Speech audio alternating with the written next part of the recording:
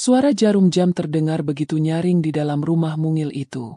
Malam telah larut, tapi mata Alia tetap terbuka. Tak bisa tidur. Pikirannya tak berhenti memutar kejadian siang tadi, ketika ia membersihkan mobil suaminya, Raffi. Semula, Alia hanya berniat membawa mobil itu ke bengkel karena AC-nya tak sedingin biasanya. Raffi memang sempat mengeluh, tapi belum juga sempat membawanya. Maka tanpa sepengetahuan suaminya, Alia memutuskan turun tangan sendiri. Ia yang biasanya enggan menyentuh ruang sempit di bawah jok, hari itu justru menyingsingkan lengan baju, dan mulai mengutak-atik bagian bawah kursi penumpang. Tangannya menyentuh sesuatu yang lembut. Ia tarik pelan. Seketika dadanya seakan berhenti berdetak. Ya Allah!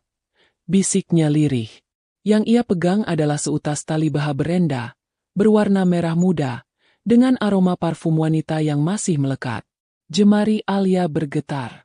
Ia mengangkatnya tinggi-tinggi, menatapnya lekat-lekat, mencoba meyakinkan dirinya kalau ini hanyalah hayalan. Tapi tidak. Ini nyata. Terlalu nyata untuk diabaikan. Tali itu bukan miliknya.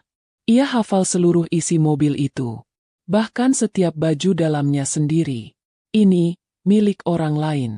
Degupan jantungnya makin kencang. Ia memandang sekeliling mobil seolah mencari sosok asing yang pernah duduk di situ. Tak ada. Tapi bekasnya terlalu jelas. Keringat dingin mulai membasahi pelipis Alia. Ia memejamkan mata, berusaha mengatur napas.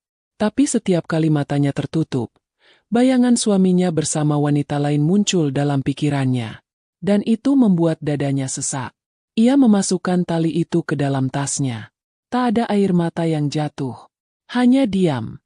Sunyi yang menggema di dalam dada. Malam itu, Alia tak menceritakan apapun. Ia menyiapkan makan malam seperti biasa, menyambut suaminya dengan senyum seadanya. Raffi datang terlambat, seperti beberapa hari terakhir. Wajahnya sedikit kusut, tapi tetap menebar senyum. Maaf ya, sayang. Macet banget tadi. Ditambah meeting yang molor terus. Alia hanya mengangguk. Matanya memperhatikan aroma yang menempel di tubuh Raffi. Bukan bau keringat, tapi aroma bunga melati manis, lembut, sangat feminin. Kamu pakai parfum baru ya, Mas? Pertanyaan itu terdengar biasa. Tapi Raffi terlihat kaget sesaat sebelum menjawab. Enggak. Mungkin ketempelan dari kantor. Tadi sempat duduk dekat sekretaris baru. Alia tersenyum samar. Sekretaris baru? Sejak kapan ia punya sekretaris? Raffi bekerja di perusahaan pengadaan alat berat. Setahunya, hanya ada bagian administrasi dan staf lapangan. Tak ada jabatan bernama sekretaris, apalagi yang bisa membuatnya lupa waktu pulang. Alia tidak menyela. Ia hanya diam. Tapi dalam diam itu, pikirannya mulai membangun skenario demi skenario. Malam makin larut. Setelah Raffi tertidur, Alia diam-diam membuka handphone suaminya. Ia tak biasa melakukannya. Tapi kali ini, ada yang harus ia pastikan. Namun sayangnya, semua pesan sudah bersih. Bahkan aplikasi chat seperti baru diunduh ulang. Tidak ada pesan. Tidak ada log panggilan. Bersih seperti baru dicuci. Terlalu bersih untuk seorang suami yang katanya sibuk. Alia mulai sadar. Ia sedang menghadapi pria yang sangat rapi dalam menyembunyikan jejak. Esok harinya, Alia menghubungi sahabatnya, Tari, yang bekerja sebagai fotografer freelance dan diam-diam pernah membantu seorang istri mengungkap perselingkuhan suaminya. Tari langsung menyanggupi, asal semuanya tetap dilakukan secara halus dan tidak mencolok. Kalau kamu ingin tahu kebenarannya, kamu harus siap juga untuk sakit. Tapi jangan jadi wanita bodoh yang menangis tanpa arah. Siapkan langkahmu. Lee, kita kumpulkan bukti. Kalau memang dia bermain belakang, kita bikin dia jatuh di depan. Alia mengangguk. Tatapannya berubah. Tak ada lagi wajah lemah seperti semalam. Kini ia wanita yang sedang menyimpan bara. Tapi ia tak mau marah sebelum waktunya. Dendamnya harus tepat sasaran. Hari-hari berikutnya berjalan seperti biasa. Raffi tetap pulang malam. Tetap mengabarkan alasan-alasan klasik. Lembur, dinas luar kota, proyek mendadak. Alia mulai mencatat semuanya. Ia menyusun waktu, jam, hingga lokasi terakhir yang disebut Raffi. Ia mulai membandingkan setiap alasan dengan kenyataan yang ditemui Tari di lapangan. Dan benar saja, pada hari ketiga, Tari mengirim sebuah pesan. Li, aku lihat dia di kafe daerah barat kota. Dia gak sendiri. Ada cewek yang duduk bersebelahan. Dekat banget. Aku gak bisa ambil gambar jelas dari dalam, tapi mereka gak kelihatan seperti rekan kerja. Jantung Alia berdegup kencang. Ia tak langsung meminta bukti. Ia tahu, bukti itu hanya soal waktu. Yang ia perlukan sekarang adalah kesabaran dan strategi. Malamnya, Alia masih memasak seperti biasa, menyambut Raffi dengan senyuman. Seolah tak terjadi apa-apa.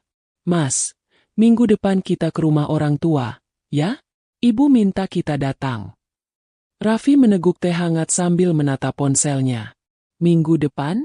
Wah, aku kayaknya ada proyek luar kota deh. Sayang, nanti aku kabarin ya. Alia tersenyum. Ia mencatat lagi. Proyek luar kota minggu depan. Baik, mari kita lihat kemana arah dusta itu akan membawamu. Mas. Ia lalu membuka dompet kecil di kamarnya. Tali baha yang ia temukan dulu masih tersimpan rapi dalam plastik kecil. Tali ini mungkin kecil, tapi cukup untuk menarik benang semua kebusukanmu keluar. Alia menatap bayangannya di cermin. Tatapan wanita yang dulu pernah diam, kini menyala dengan keyakinan.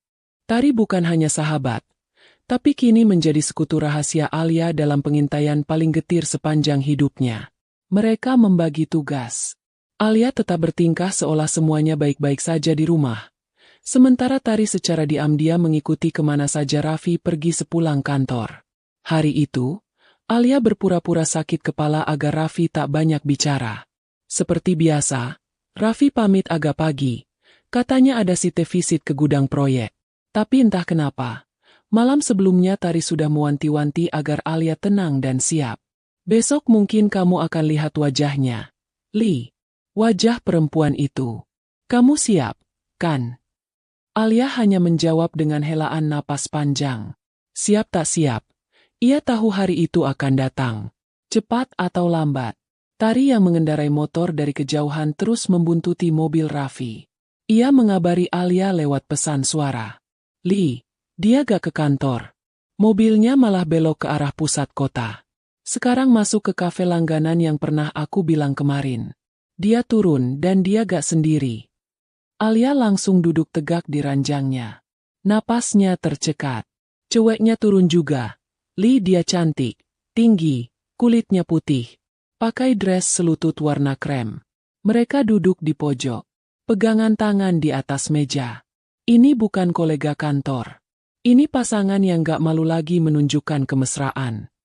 Mata Alia mulai memanas. Tapi ia menahan air matanya. Ia butuh bukti. Bukan air mata. Ia butuh pukulan telak. Bukan sekadar konfrontasi penuh emosi. Tari sempat mengambil foto dari kejauhan. Memang tak terlalu jelas, tapi cukup untuk menunjukkan siluet wajah perempuan itu. Dan ketika foto itu dikirimkan lewat pesan, tangan Alia langsung terdiam di atas layar ponselnya. Ya Allah! Wajah itu bukan wajah asing. Itu adalah Nadia. Wanita yang pernah satu kos dengan Alia saat kuliah. Wanita yang pernah ia tolong saat hampir diusir karena menunggak uang sewa. Dulu Nadia hanyalah gadis polos, dari desa, yang Alia kenalkan dengan lingkungan kota. Ia bahkan pernah makan di rumah orang tua Alia. Alia yang membelikannya baju saat ia malu tak punya pakaian layak ke kampus. Dan kini, dialah yang merebut suaminya. Tubuh Alia gemetar. Dikhianati suami sendiri itu menyakitkan. Tapi dikhianati oleh orang yang pernah kau anggap adik. Itu terasa seperti ditusuk 2 kali. Hari itu Alia tidak menangis. Ia diam dalam luka yang mencekik. Ia berjalan ke dapur, membuat secangkir teh panas, lalu menatap keluar jendela. Sore itu langit mendung. Persis seperti hatinya. Tapi mendung bukan tanda berakhir. Ia tahu badai akan datang lebih dulu. Malam harinya, Raffi pulang dengan wajah berseri. Ia membawa kotak berisi makanan. Katanya oleh-oleh dari klien. Aku bawain sushi kesukaan kamu. Sayang, tadi meetingnya lancar banget. Rezeki hari ini, bisa dapat bonus proyek. Doain ya, semoga cepet cair. Alia hanya mengangguk. Dalam hatinya, ia geli. Begitu lancar Raffi memutar kebohongan. Begitu halus ia menyamarkan dosa di balik wajah penuh senyum. Mas, minggu depan jadi keluar kota. Raffi mengangguk. Iya dong. Proyeknya besar. Tapi gak lama kok. 2 hari aja. Alia tersenyum. 2 hari yang ia maksud adalah hari yang sama di mana Tari mencium adanya rencana besar. Sebuah pemesanan hotel mewah yang dipesan atas nama Raffi menggunakan akun email keduanya. Alia pun langsung menyusun strategi. Ia meminta Tari menyamar sebagai staf event wedding planner dan menghubungi pihak hotel, menyatakan ingin memastikan persiapan private anniversary dinner untuk klien atas nama Raffi. Dan pihak hotel, tanpa curiga, menyebut bahwa pemesanan dilakukan atas nama pasangan Raffi dan Nadia. Bahkan disiapkan kamar suite dan hidangan spesial untuk 2 orang. Alia nyaris tertawa saat mendengarnya. Lucu, pria itu berani merayakan anniversary dengan wanita lain, padahal belum resmi cerai darinya. Malam berikutnya, Alia mulai menyiapkan dokumen. Ia mendatangi pengacara muda yang dikenal Tari untuk berkonsultasi. Ia tidak langsung ingin cerai, tapi ia ingin tahu seberapa kuat posisi hukum ketika istri mengumpulkan bukti perselingkuhan yang dilakukan secara sadar dan berulang. Pengacara itu memberikan saran bijak. Ibu Alia, hukum bisa berdiri tegak bila ibu punya bukti konkret. Foto, video, bukti pemesanan hotel, dan bahkan pengakuan tidak langsung bisa menjadi senjata. Tapi ingat, lakukan semua ini secara rapi. Jangan emosi. Biarkan mereka jatuh dalam lubang yang mereka gali sendiri. Dan hari yang ditunggu pun datang. Raffi pamit dengan koper kecil, mengenakan kemeja putih bersih dan jas santai. Ia mencium kening Alia, bahkan sempat bercanda soal jangan lupa makan dan jangan terlalu sering main handphone. Alia hanya mengangguk. Ia mengantar suaminya sampai depan pagar. Hati-hati ya, Mas. Raffi melambai. Mobil itu pergi membawa tubuh dan dosanya menuju tempat yang ia kira tersembunyi. Tapi Alia telah lebih dulu menunggunya di ujung jalan kebohongan itu. Tari sudah bersiaga. Malam itu, Tari menyusul Alia ke hotel tersebut. Alia menyamar sebagai tamu biasa. Menginap 1 lantai di bawah kamar yang dipesan Raffi dan Nadia. Ia menyewa 1 kamar dengan kaca besar yang menghadap taman hotel. Tepat jam 8 malam. Tari mengetuk pintu dan memberikan kamera kecil. Kalau kamu siap, kita mulai. Alia mengangguk. Ia sudah tahu betul apa yang akan ia lakukan. Tidak dengan suara keras, tidak dengan tangis, tapi dengan wajah yang akan mereka ingat seumur hidup. Dan saat lift terbuka, suara tawa perempuan terdengar samar. Langkah Alia melambat. Nafasnya mulai berat, tapi ia terus berjalan. Dari ujung lorong, terlihat jelas, Raffi berdiri di depan kamar, menggenggam tangan wanita yang tertawa pelan. Wanita itu mengenakan dress warna merah anggur, dan ia sedang menyandarkan kepalanya ke bahu pria yang bukan suaminya. Alia berhenti. Disinilah awal panggung sesungguhnya dimulai. Langkah Alia mantap, wajahnya datar, tapi di balik itu, darahnya mendidih. Ia tak lagi gemetar. Ia tak ingin lagi menangis. Saat ini yang ia inginkan cuma satu. Menatap mata suaminya.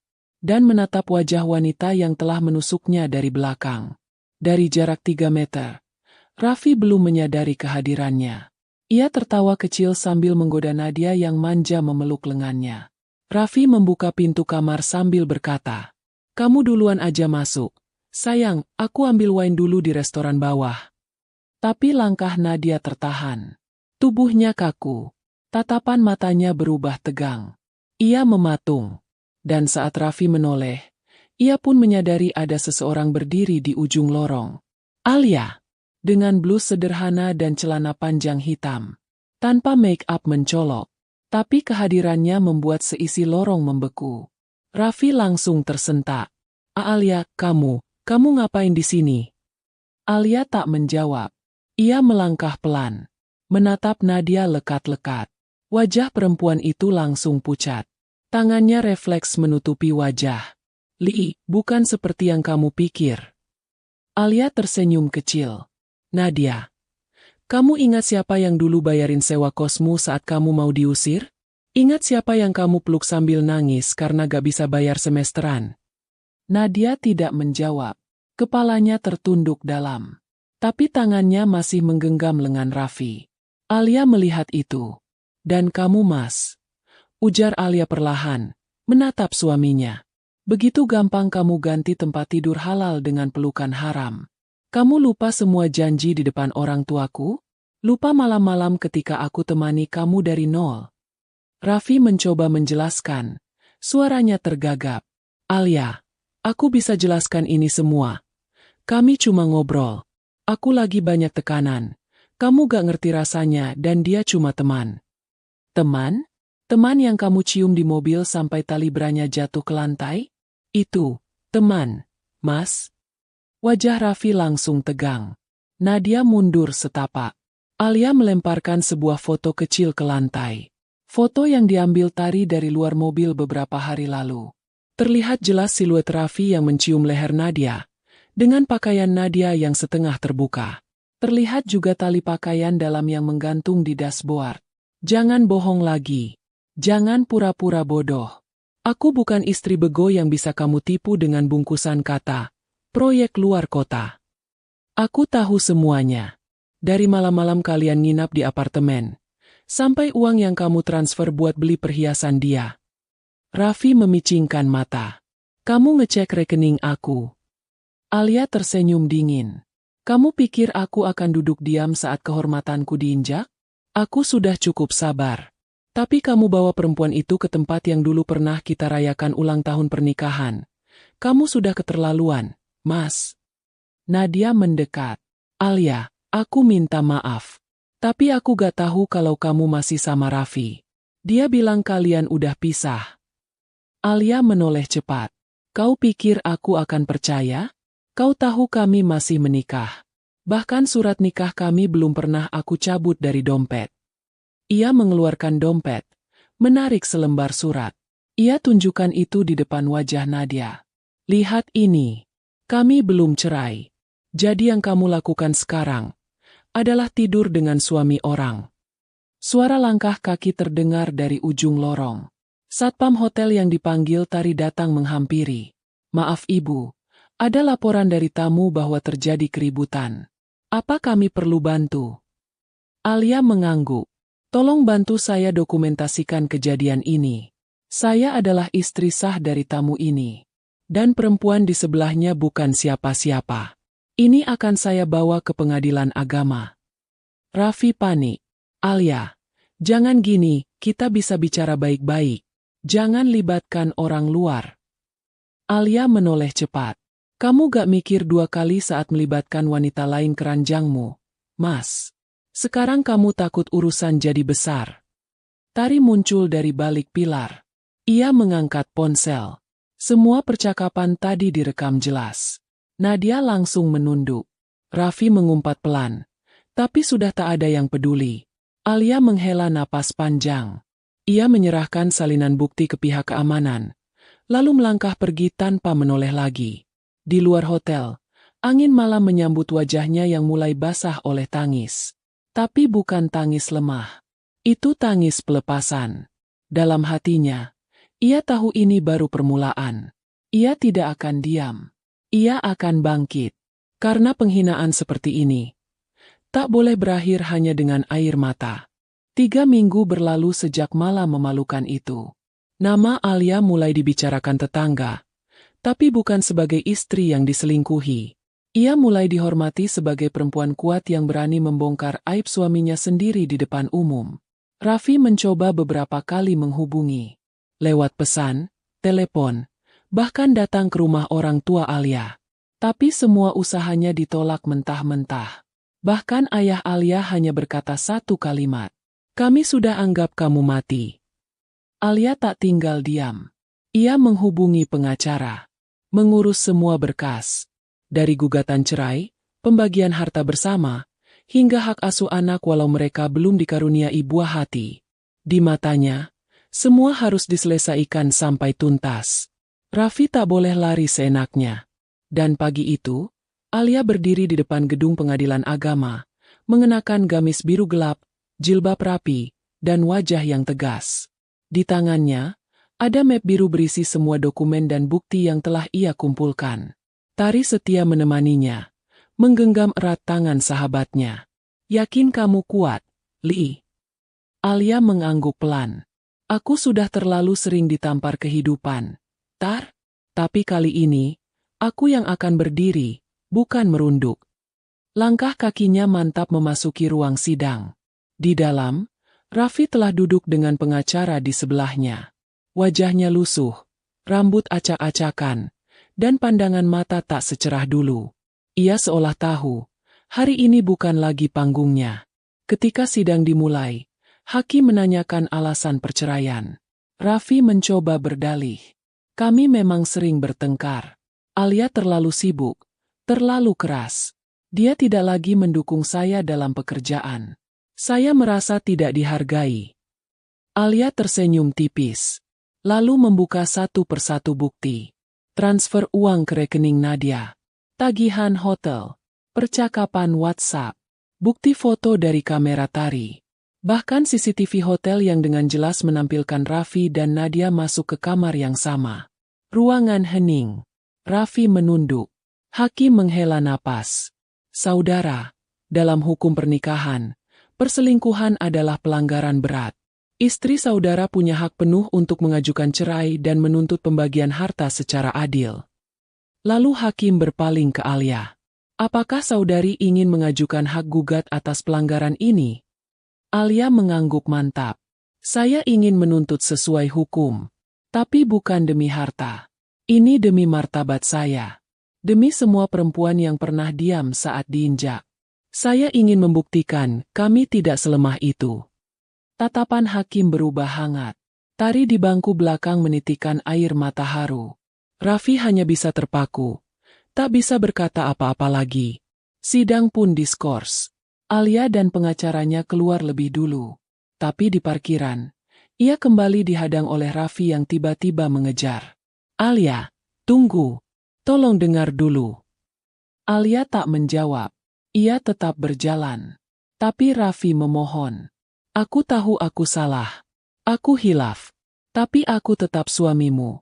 Li, kita bisa mulai lagi. Nadia juga sudah pergi. Dia bukan apa-apa.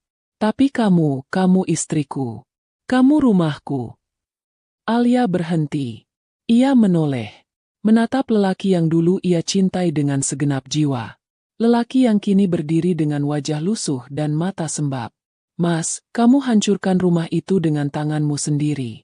Dan sekarang kamu datang lagi, membawa serpihan puingnya, lalu memintaku membangunnya kembali. Maaf, Mas. Aku sudah membangun rumah baru. Di dalam diriku sendiri. Dan rumah itu tidak ada tempat untukmu lagi. Alia melangkah pergi, meninggalkan Raffi yang berdiri membeku. Angin siang itu membawa langkahnya keluar dari masa lalu, menuju hidup baru yang tak lagi dibayangi pengkhianatan. Tapi kisah ini belum selesai, karena takdir masih menyimpan satu kejutan terakhir yang akan mengubah segalanya. Dan balasan yang sesungguhnya belum dimulai. 3 bulan berlalu. Hidup Alia mulai kembali tertata. Ia pindah ke rumah kecil di pinggiran kota, dekat dengan rumah orang tuanya. Meski tak sebesar rumah dulu, tempat itu terasa lebih hangat dan tenang. Ia sibuk mengajar les privat, membuka usaha kecil-kecilan, dan aktif di komunitas pemberdayaan perempuan. Bukan hanya menyembuhkan dirinya, Alia juga ingin jadi pelindung bagi perempuan lain yang pernah dipatahkan oleh lelaki tak setia. Di situ ia merasa berguna, dihargai, dicintai oleh orang-orang yang tahu nilai dirinya. Sementara itu, kabar tentang Raffi mulai menyebar. Nadia menghilang sejak sidang pertama. Usut punya usut, ternyata Nadia hanya memperalat Raffi untuk mendapatkan proyek di kantor tempat Raffi bekerja.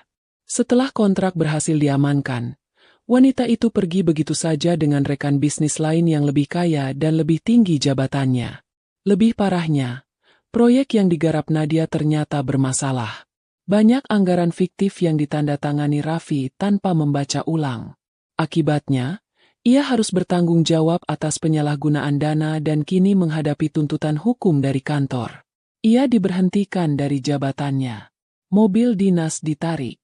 Nama baiknya rusak. Bahkan keluarga Nadia yang awalnya menyambut hangat, kini tak mau tahu. Raffi kini tinggal di rumah kontrakan kecil di kawasan padat. Ia mencoba mencari pekerjaan baru, tapi nama buruknya sudah lebih dulu menyebar. Tak ada perusahaan yang mau menampung mantan karyawan bermasalah dengan reputasi rusak karena skandal dan penyalahgunaan keuangan. Ia hidup dalam bayang-bayang penyesalan. Dalam malam-malam panjang yang sepi, ia menatap layar ponsel yang kosong. Tak ada lagi pesan dari Alia. Tak ada lagi kabar yang menghibur. Sampai akhirnya, satu malam ia melihat akun media sosial Alia yang dibagikan temannya. Foto itu diambil di sebuah panggung seminar. Alia tampil percaya diri di depan ratusan peserta. Membawakan materi tentang kekuatan perempuan, ketangguhan hati, dan bagaimana bangkit dari luka pengkhianatan. Wajah Raffi kaku. Ia melihat perempuan yang dulu ia injak, kini berdiri lebih tinggi darinya. Lebih dihormati, lebih bersinar. Dan yang lebih menyakitkan, di samping Alia berdiri seorang pria dewasa, berkemeja putih, dengan senyum hangat dan pandangan yang begitu menghargai. Itu adalah Raihan. Pria yang dulunya hanya teman biasa, kini menjadi seseorang yang hadir dalam setiap aktivitas Alia. Dalam caption foto itu tertulis, "Bersama sahabat dan partner terbaik dalam membangun komunitas yang menyembuhkan luka perempuan." Raffi menggigit bibir. Ia tahu Raihan jauh lebih matang, lebih sopan, dan tak pernah sekalipun mempermalukan Alia. Saat ia membaca komentar di bawah foto itu, air matanya menetes tanpa bisa ditahan. "Kalian cocok banget, semoga berjodoh ya." Akhirnya Kak Alia bahagia juga, setelah semua perjuangan. Wanita hebat, lelaki terbaik. Allah memang adil. Raffi meletakkan ponsel. Ia bersandar di dinding kamar kontrakan yang lembab dan sempit. Dadanya sesak, kepalanya berat. Saat itu ia sadar semua ini bukan hanya hukuman dari dunia, tapi jawaban dari langit. Atas semua kesalahannya, atas keegoisan, penghinaan, dan kebohongan yang ia pelihara bertahun-tahun. Sementara itu, di rumah kecilnya, Alia duduk di beranda, menatap langit malam sambil menyeruput teh hangat. Tari duduk di sampingnya, membaca buku. "Kamu kelihatan damai sekarang, Li." Alia tersenyum. "Aku memang damai, Tar. Karena aku akhirnya bisa melepaskan, bukan karena dendamku selesai, tapi karena aku sadar membalas tidak harus dengan menyakiti. Cukup dengan menjadi bahagia. Itu sudah lebih dari cukup." Angin malam berhembus pelan. Bintang di langit bersinar terang. Dunia memang berputar. Dan hari ini, roda itu memihak pada yang sabar. Sebab Allah tidak tidur. Dia menyaksikan setiap air mata yang jatuh dalam doa. Dan satu demi satu, dia jawab dengan caranya.